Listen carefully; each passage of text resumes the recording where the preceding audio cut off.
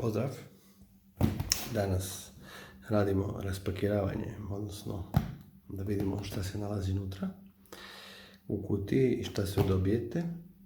To je Humminbirdova navigacija, ploter i fish finder za brod. Helix 9 G4N, posljednji model, proizveden u 10. mjesecu 2020. godine. S njim dobijete, idu i karte, ima i sonda, Mega C plus i Mega D imaju sondu 360 stupnjeva, to ću vam pokazati, za najčišću sliku i 3D sliku daje unutarnju.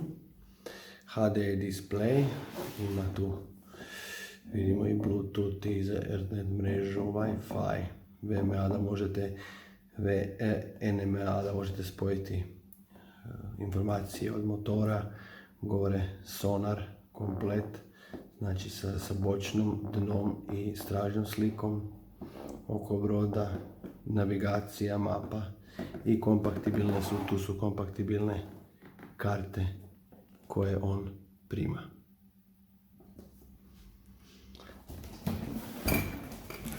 Uz njega su došle i upute, dobite lijepu finu kulturnu knjižicu na hrvatskom jeziku,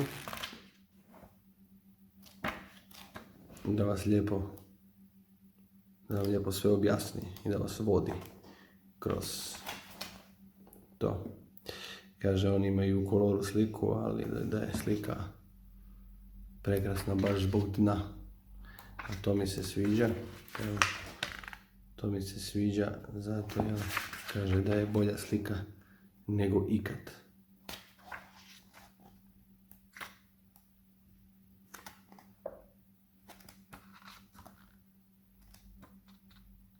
Kako se dno vidi strukture terena. To bi stvarno trebalo biti vrhunski. No, da vidimo sadržaj pakiranja.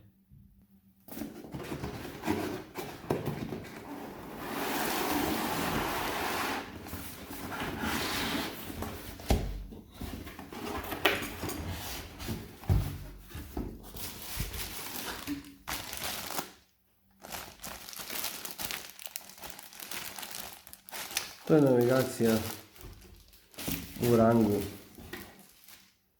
navigacije od 11.000 kuna, odnosno tu negdje do $2.000.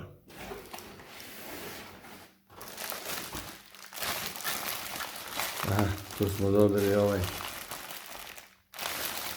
za konektore za kablove, hub, kotačiće za šarafit,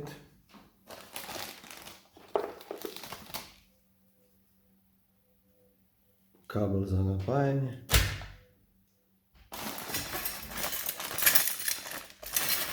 inox nosač sonde,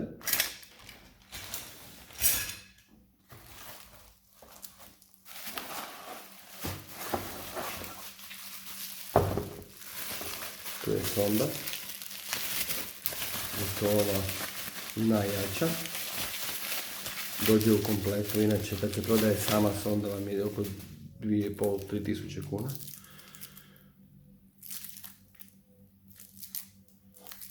To je sonda od 500 do 1 kW, u 1000 W RMS. 8000 W joj je pik snaga. Dobite jedan 6 metara kabla sa sondom i stalak.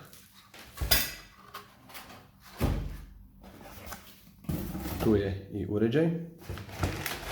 Ovo je 9-inčni uređaj.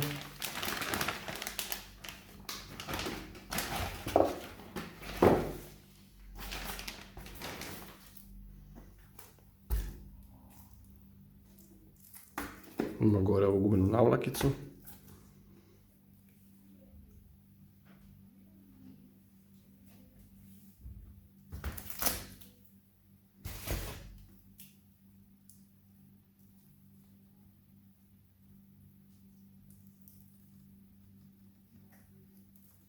Tu je slot za kartice.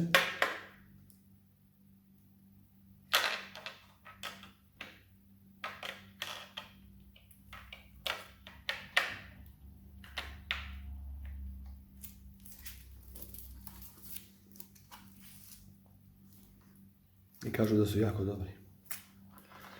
Vodootparanje do pola metra dubine, znači za poljevanje je to nikakav problem.